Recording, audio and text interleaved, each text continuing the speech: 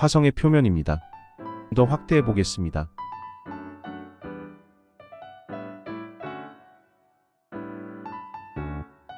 화면에 보이는 이 이미지의 발견은 과학계의 놀라운 일이었습니다.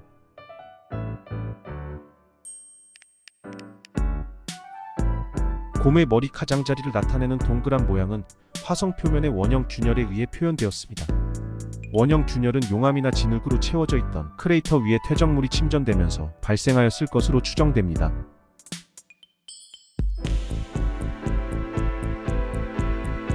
선명하게 보이는 눈은 두 개의 분화구로 인해 나타납니다. 곰의 코 모양은 지형이 V자 모양으로 함몰되어 형성된 것으로 보고 있습니다. 코처럼 생긴 돌출부가 화산 분출구나 진흙 분출구일 가능성이 있습니다. 이 이미지는 볼 에어로스페이스와 함께 이 카메라의 개발을 책임지고 있는 애리조나 대학에 의해 촬영되었습니다. 이 이미지는 MRO에 탑재된 카메라가 화성 표면을 향했을 때 화성 표면을 자세히 관찰해보니 확인할 수 있었습니다. 독특한 지질 형성의 이미지는 화성 정찰 궤도선인 MRO에 탑재된 고해상 카메라로 촬영되었습니다. MRO는 112분마다 화성을 한 바퀴 돌면서 화성에 있는 곰의 얼굴 사진을 찍었습니다. 화성의 대기, 날씨 및 기후, 화성 표면의 변화를 조사하는 정찰선입니다. 지구 바로 옆에 있는 행성 화성에 대해서 조금 더 자세히 알아보도록 하겠습니다.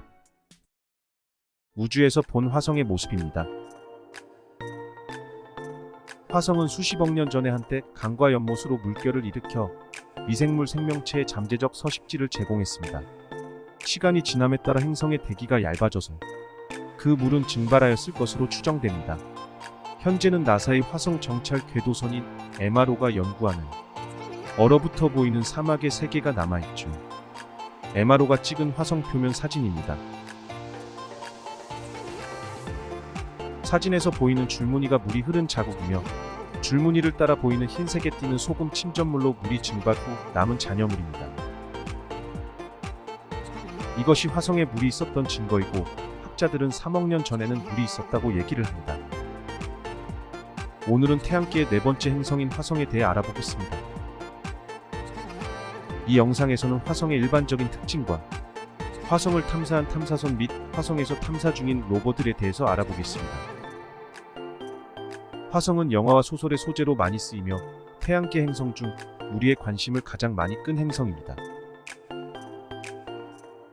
지구에 가장 가까이 있고 여러가지 에피소드에 의해 생명의 존재 가능성이 제기되어 신비감과 공포감을 동시에 가져다 준 행성이 바로 화성입니다. 이러한 관심은 마리너 6, 7, 8, 9호, 바이킹 1, 2호 등 많은 우주선들이 화성을 탐사하도록 이끌어냈습니다. 현재 화성에는 생명체가 없다는 것으로 알려지기는 했지만 계속되는 생명체에 대한 관심과 제2의 지구라는 생각으로 여러 우주선들의 화성 탐사를 유도했습니다. 그리하여 화성에 대한 더 많은 자료를 확보함으로써 화성 연구에 많은 진척을 가져왔고 지금도 우주선들이 화성을 탐사하고 있습니다. 화성은 밤하늘에 붉은 빛을 띠는 모습 때문에 종종 붉은 행성이라고 불립니다. 이는 표면의 주성분인 산화철 때문입니다. 우리 주변에서 보는 철이 오랜 기간이 지나면 녹이 슬어 붉은색으로 보이는 것과 같은 현상입니다. 화성의 이름 마스는 로마 신화의 전쟁의 신 마르스에서 따온 이름입니다. 이는 화성의 모습이 붉게 보여서 전쟁의 불길 또는 피를 연상하기 때문에 지어진 것입니다. 그리고 전쟁의 신의 두 아들 포보스와 데이모스는 화성에 있는 두 위성의 이름이 되었습니다. 이번엔 화성의 크기에 대해 이야기해 보겠습니다. 화성의 지름은 6,779km로 지구의 절반 정도 크기입니다. 이것은 수성 다음으로 태양계에서 두 번째로 작은 행성입니다. 다음으로 화성의 대기에 대해 이야기해 보겠습니다. 대부분 이산화탄소로 구성된 얇은 대기를 가지고 있습니다. 화성 표면의 기압은 지구 표면의 기압의 약 1%에 불과합니다. 이렇게 희박한 대기는 중력이 작아서 대기를 잡을 만한 힘이 없기 때문입니다. 만약 여러분이 화성에 서 있다면 여러분은 지구의 매우 높은 산의 꼭대기에 있는 것처럼 느낄 것이라는 것을 의미합니다. 사실상 우주복이 없으면 생존하기 힘든 극한의 환경이지요. 화성의 표면 온도는 약 영하 140도에서 20도로 평균 온도는 약 80도씨입니다. 이렇게 낮은 온도는 화성의 대기가 희박하기 때문에 열을 유지할 수 없기 때문이라 알려져 있습니다. 화성의 극지방에 존재하는 흑관 또한 낮은 온도로 인해 존재가 가능합니다. 화성에는 물과 이산화탄소로 구성된 두 개의 극지방 만년설이 있습니다. 지구의 극지방에 북극과 남극이 존재하듯 화성에도 유사한 구조를 가지고 있는 것입니다. 화성의 극지방도 지구와 마찬가지로 태양 고도가 낮아서 태양 폭사량이 매우 낮아집니다.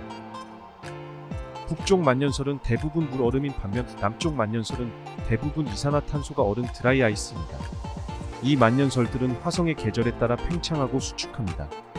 그래서 지구에서 관측했을 때 계절의 유무를 알 수 있습니다. 화성에는 마리너리스 계곡이라고 불리는 태양계에서 가장 큰 협곡이 있습니다. 이 협곡은 길이가 약 3,000km이고 가장 깊은 곳은 8km까지 깊습니다. 그리고 부분적으로 폭이 500km에 달합니다. 전체적으로 보면 그랜드 캐니언에 비해 4배 정도 길고 깊이는 10배 정도 깊습니다. 화성에는 또한 올림푸스 화산이라고 불리는 태양계에서 가장 큰 화산이 있습니다. 화성의 적도 부근에 위치하고 있으며 높이가 22km이고 지름은 약 600km입니다. 이 통째로 들어갈 수 있는 크기이며 높이는 에베레스트 산보다 3배 정도 큰 거대한 화산입니다. 화성에는 두 개의 위성 포보스와 데이모스가 있습니다. 이 두 위성은 1877년 미국의 천문학자 홀에 의해서 발견되었습니다. 이 두 위성은 화성의 적도면 근처를 거의 원 궤도를 그리며 돌고 있는데 포보스는 타원체로 직경이 약 27km이며 화성으로부터 약 9,380km의 거리에서 7시간 30분 정도의 공전 주기로 돌고 있습니다. 포보스는 화성의 자전 속도보다 빠르게 공전하기 때문에 화성지 표면에서 보면 서쪽에서 떠서 동쪽으로 지는 것으로 관측될 것입니다. 데이모스는 타원체로 직경이 약 16km이며 화성으로부터 약 23,500km 떨어져서 30시간 30분 정도의 공전 주기를 가지고 있습니다. 그리고 화성의 두 위성도 지구의 달과 같이 자전 주기와 공전 주기가 같아서 화성에 항상 같은 면만 향하게 됩니다. 마지막으로 화성 탐사에 대해 이야기해 보겠습니다.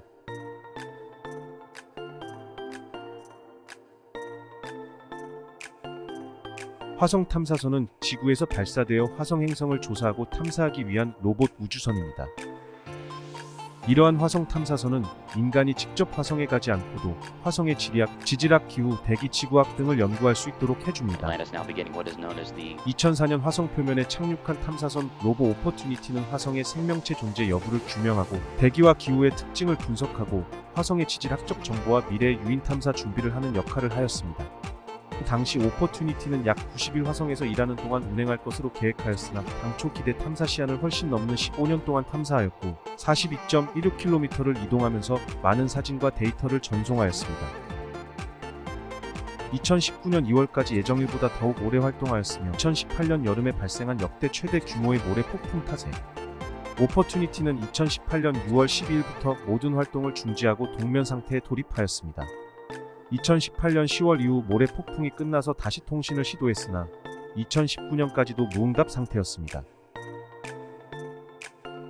결국 2019년 2월 13일 나사는 2018년 8월 이후 보낸 1000번 이상의 신호에 응답을 실패한 이후 오퍼튜니티의 임무는 완료되었다고 공식 선언하였고 화성 어딘가에서 정지해 있을 것입니다.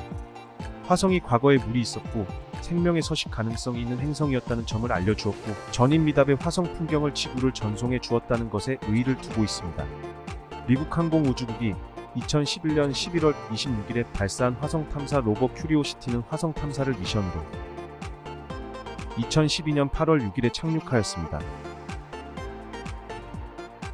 화성 표면과 지질학적 환경을 조사하는 것을 목표로 합니다.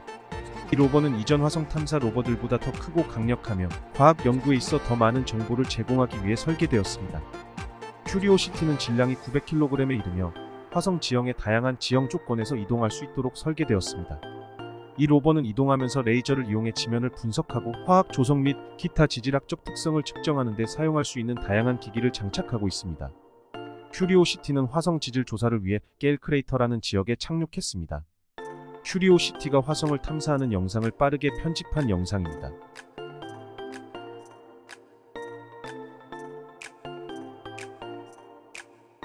이 지역은 화성 북부 탐사 지역 중 하나로 고대강 흐름의 증거와 화성 대기 및 기후의 연구를 위한 많은 지질학적 층이 발견되어 있습니다. 큐리오시티는 지금까지 화성의 바위와 토양을 분석하면서 화성의 과거 기후 및 지질학적 특성에 대한 새로운 정보를 제공하고 있습니다.